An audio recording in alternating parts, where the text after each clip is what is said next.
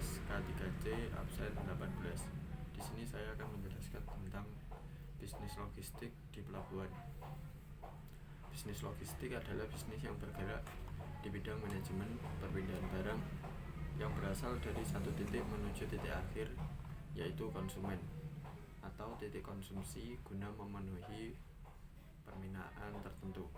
Bisnis logistik menjadi salah satu sektor yang cukup tinggi pertumbuhannya.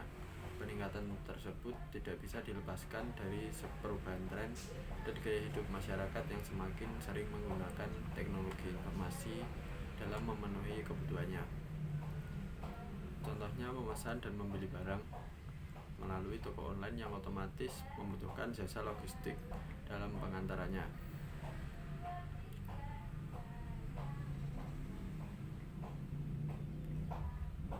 Pertama, pangsa pasarnya.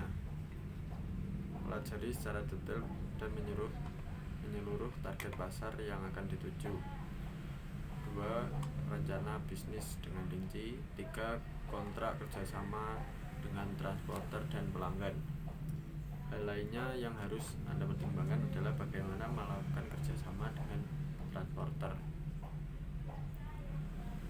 Lalu izin atau lisensi usaha, lokasi kantor, permodalan. Lalu pertimbangan sebelum memulai bisnis logistik. Berdasarkan sumber, diketahui bahwa peningkatan bisnis logistik mampu menyentuh angka 50%, sedangkan laba yang didapatkan mencapai 100%.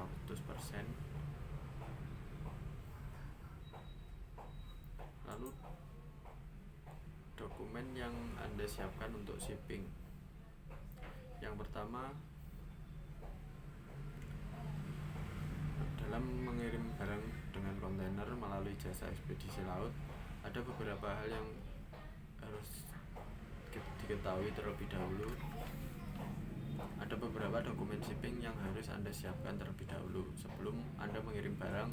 Kemudian Anda telah mengetahui istilah-istilah yang sering muncul di dalam dunia shipping. Dokumen shipping ini sangat penting kegunaannya, mengingat penggunaan dokumen ini sudah menaungi kegiatan shipping di dunia maupun dalam negeri. Yang pertama, dokumen shipping instruction atau SI. Shipping instruction adalah dokumen yang oleh pihak pertama dan pihak kedua untuk proses pengiriman barang.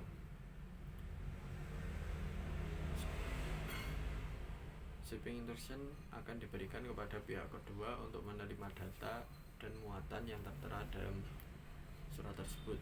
Shipping order berisi nama shipper, nama konsignee atau penerima, notifi address, pelabuhan muat, pelabuhan tujuan, nama barang dan jenis barang, jumlah berat dan volume, commercial invoice, waktu, dan motif PRT. Yang kedua, dokumen release order. Release order adalah surat perintah pelepasan aset kontainer kepada pemilik atau pembeli. Bentuk RO seperti permohonan izin oleh atau atas nama atau pihak tertentu. Dalam RO berisi barcode, RO number atau nomor resi, depo, service, vessel voyage, jumlah kontainer dan tipe kontainer. Lalu dokumen surat perintah muat. Perusahaan jasa ekspedisi mengeluarkan surat kepada pihak pertama penjual. Dalam surat perintah muat berisi tentang jenis muatan, jumlah muatan atau berat muatan, nama dan telepon pengemudi. Dokumen surat jalan ekspedisi. Sebelum kontainer berjalan, perusahaan jasa ekspedisi harus memberikan surat jalan kepada perusahaan tracking sebagai bukti bahwa kontainer memperoleh izin untuk berangkat menuju pelabuhan untuk proses loading ke kapal. Lalu dokumen surat jalan pabrik, EIR, Equipment Interchange Receipt. Depo pelayaran mengeluarkan dokumen ini kepada tracking atau jasa ekspedisi. Dokumen ini survei atas kondisi kontainer. Depo pelayaran memberikan dokumen EIR kepada pengangkut ketika muat dan mengosongkan kontainer. Dokumen ini mencakup informasi kerusakan pada kontainer untuk proses identifikasi kepada pihak yang bertanggung jawab. EIR berisi daftar nomor peti kemas, kode kapal atau pelayaran, posisi susun, dan posisi penyimpan. Lalu bill of lading.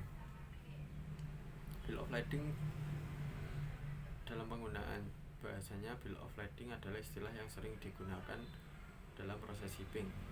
Lebih singkatnya, surat perjanjian pengangkutan antara shipper atau pengirim ke konsignee penerima dengan carrier atau yang biasa disebut pelayaran.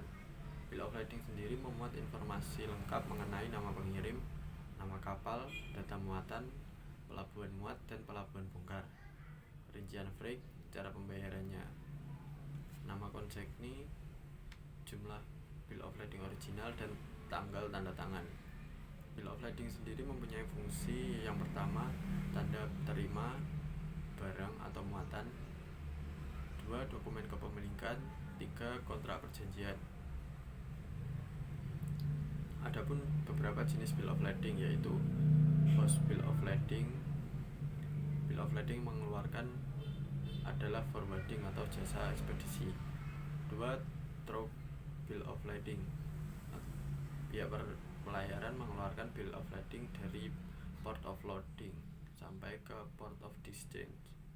3. Combined transport bill of lading. Bill of lading kali ini meliputi pengangkutan barang dengan menggunakan lebih dari satu jenis alat transportasi.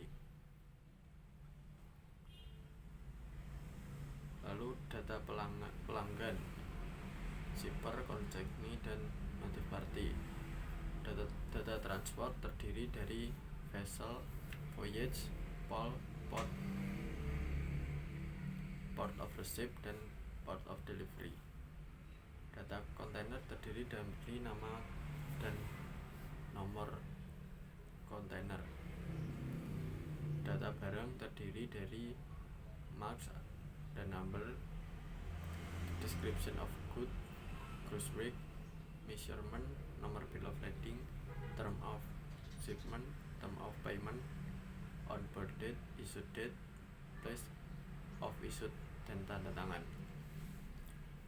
Delivery order, sebuah dokumen yang berperan sebagai perintah penyerahan barang yang telah dipesan dengan kesempatan bersama antara penjual dan pengirim, penjual dan pembeli, yang ditujukan kepada gudang perusahaan. Fungsinya sebagai keterangan resmi, memberikan rincian barang, dan sebagai tanda bukti bahwa pembeli telah menerima barang. Lalu yang terakhir, berita acara serah terima atau BAST. Dokumen terakhir yang biasanya meliputi dokumentasi barang yang sudah sampai ke pembeli. BAST ditandatangani oleh penjual sebagai pihak pertama dan pembeli sebagai pihak kedua. Setelah semua proses telah selesai, ada beberapa dokumen yang harus dikirim kembali ke penjual seperti SI, RO, surat jalan pabrik, bill of lading, EIR, dan lain-lain. Pada dasarnya pengiriman dan pengembalian kontainer adalah hal yang sama prosesnya. Terima kasih. Wassalamualaikum warahmatullahi wabarakatuh.